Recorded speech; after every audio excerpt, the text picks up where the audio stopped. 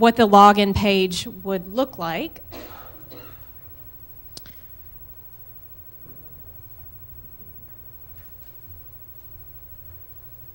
Make sure I wrote down the password. You already have a video tutorial. We do. Yeah. We have, so when you go, there's a different administrator's login that you would go in and use, and we can email that out to you because I don't think we had it in your handouts. But you would just go in, log in. We do have this video tutorial that goes over how to enter a training. So it's about 10 minutes. We had a wonderful intern that was working with us with the After School Professional Development Work Group to call Caldwell.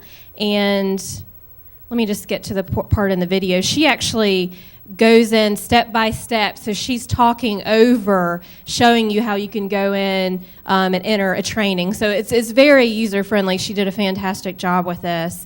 And again, we can supplement this with a webinar, with other trainings. We can provide technical support to whoever on your staff would be able to do that. But we have lots of different organizations across the state that are posting their trainings, and everyone's been giving it rave reviews, saying it's really easy to use. And again, I hope a wonderful marketing tool for you to get out the word about your trainings, and that you would also be able to note if it's online, so if it's something that a provider, even if they're not in your community, would still be able to go.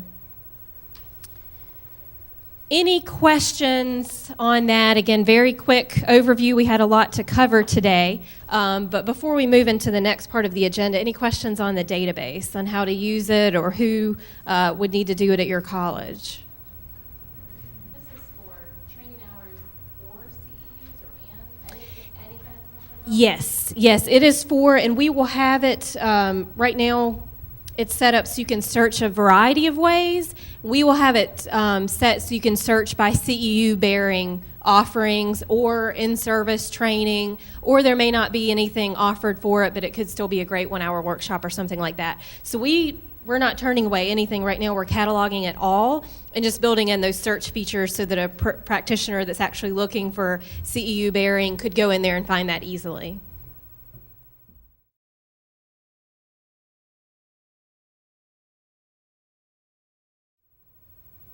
Okay.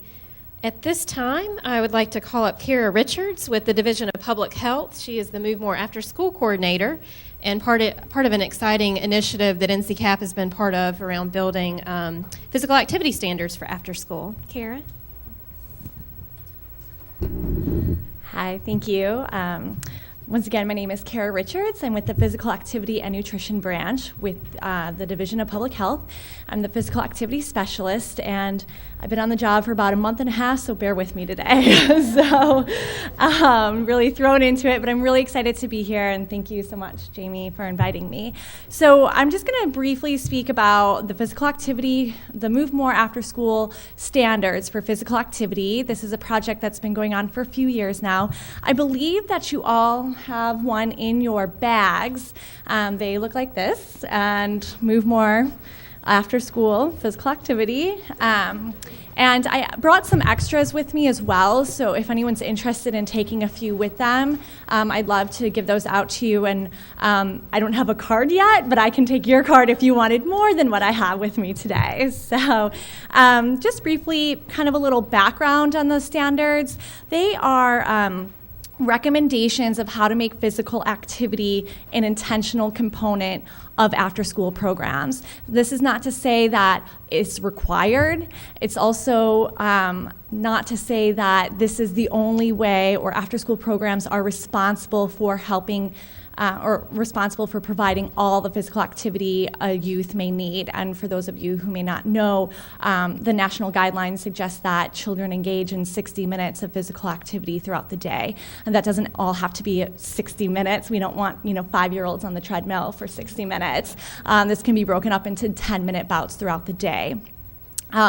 This is just a great way. We know that a lot of students are in after-school programs, and providing them a little additional way to engage in that physical activity throughout the day.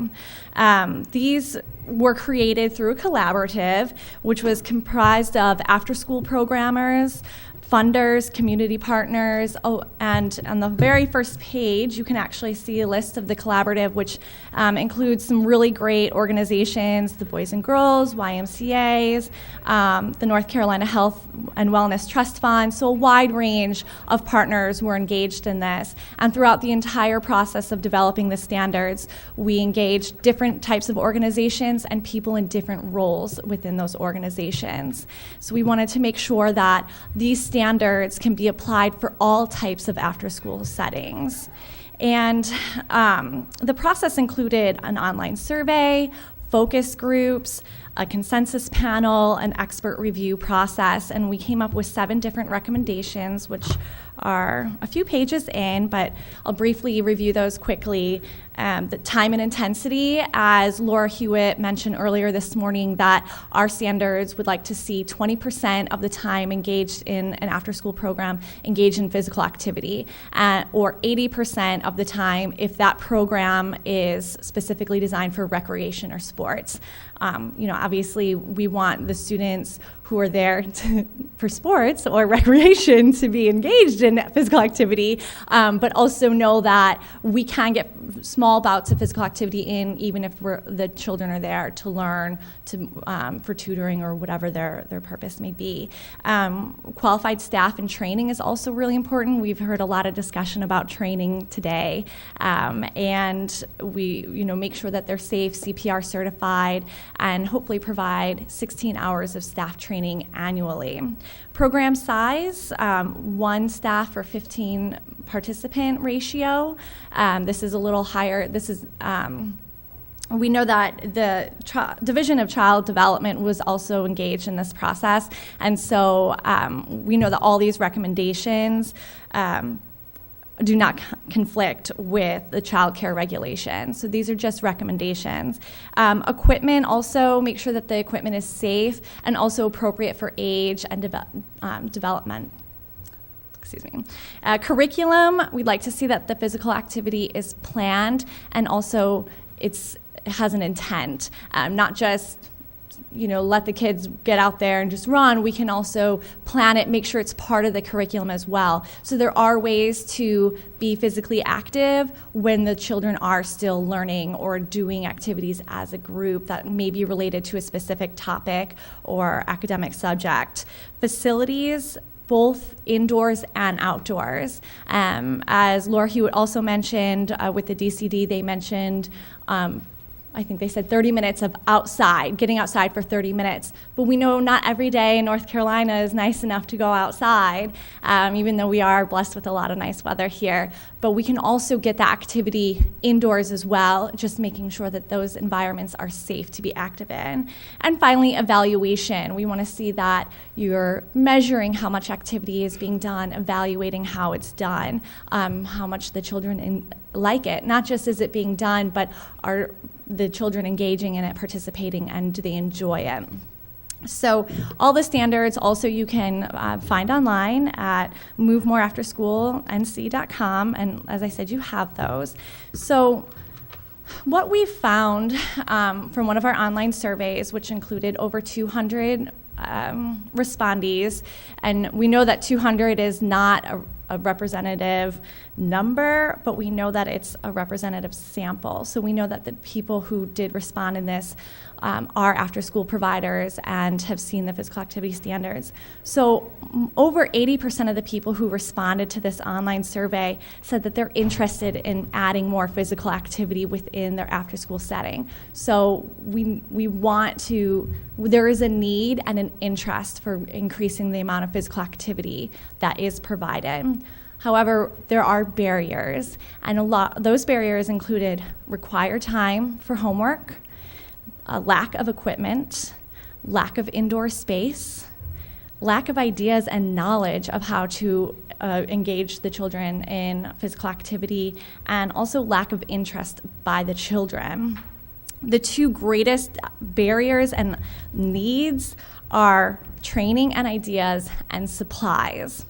So what we really want to focus on right now is addressing these barriers and providing training on the front end, because I mean, I know, but not everybody knows how we can be creative with space and be creative with equipment. We can engage youth in physical activity with limited space, with limited time, and with limited equipment. Also, we need to educate our after-school providers of what physical activity looks like. It doesn't have to be an organized sport. It doesn't have to require a basketball hoop or a soccer field. Physical activity, I could, if I wanted to, get you all to stand up right now and engage in a little bit of physical activity and look at how small of a space we have and we don't have any equipment. Or we could use the chairs that we have. So it's really emphasizing that training of the providers on the front end of how to provide that in the settings. So the next steps right now for our after-school standards is we are going to begin an evaluation. We want to continue an evaluation and make sure that the standards are being used and how they're being used within the settings and how they're being adopted by staff members. So we're going through a process called the RE-AIM evaluation, which is essentially, it measures the reach, effectiveness, adoption, implementation, and maintenance. RE-AIM, right? They all fit together. And we're going to be beginning, hopefully in the late spring, early summer, an online tool for our after-school providers and partners to respond to us and let us know how they're being used, the standards are being used, how they're being adopted in different settings, so we can better know what we need to do also with our standards and how we can make them fit within the settings across the state. And we're also really interested in increasing our staff training. That is one of the biggest things that we've heard from all after-school providers that we've engaged with, is that they need more training. We need more training. So we really we're interested to see how the standards can fit in with this group here and within all the conversations we've had today. So I'm really interested to, work together and see what we can do next. So that was really fast. Do you have any questions? Yeah. The 60 minutes a day and 80% of the time, how were those numbers arrived at in terms of looking at research on technical growth and development? And are they true for the 5-year-old and the 12-year-old? So the 60 minutes a day is a national standard. That's through the Department of Health and Human Services. That's across. The adult standard is different. Yes, the adult standard includes either 30 minutes of vigorous physical activity 5 days a week, and also includes resistance training. Really, it should be 30 minutes most days a week. And if you're going to moderate physical activity, it could be up to 60 minutes a day as well, for less days for the week. So children we're mostly just 60 minutes a day of moderate vigorous physical activity, no emphasis on weight training or resistance training. And so, Jamie, if you could speak to how the 80% and the 20% were decided upon. The collaborative, our key researcher was out of ECU. And so we worked with them on, he had a research team that he used to come to that conclusion, but it was also through a thorough vetting process, similar to what we described with the competencies. We actually modeled after what the Move More After School Collaborative had done, I think back in 2007 and an early part of 2008, and having focus groups, extensive focus groups across the state, even some here at Synergy, having external reviewers being part of the process, and having a consensus panel. So we brought in a variety of stakeholders that worked with the recommendations and ultimately came to that conclusion. Does that answer your question? Yes, and I'm blanking on his last name, but yes. I could provide that to you if you, yeah. Thank you. Any other questions with the standards or physical activity I can answer? Is there a cost for additional? No. No, we can provide those for you. Mm-hmm. Pardon? Yeah, I have a stack with me, so yeah, absolutely. And I know there's also resources out there. We have some for free, and I know there's some at cost for energizers and activities of how to include physical activity within academic programs of how to do eraser board races and how to work on spelling with getting up and moving and spelling. So that